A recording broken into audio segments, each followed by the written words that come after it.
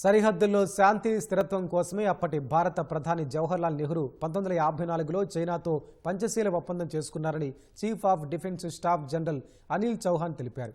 ఆ ఒప్పందంలో భాగంగానే టిబెట్ను చైనాలో భాగంగా గుర్తించినట్లు చెప్పారు. దెహ్రాదూన్లో ఓ కార్యక్రమంలో పాల్గొన్న సిడిఎస్ భారత్ చైనా చారిత్రక సంబంధాలపై ప్రసంగించారు.